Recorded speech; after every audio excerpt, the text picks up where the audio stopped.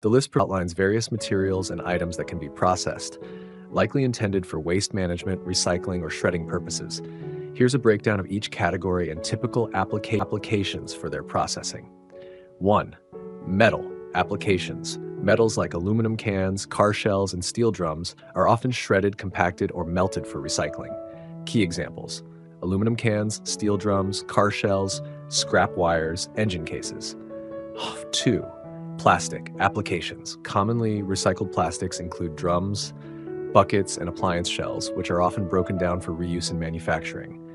Key examples: plastic pallets, IBC drums, garbage bags, lead-acid battery shells. 3. Textile applications.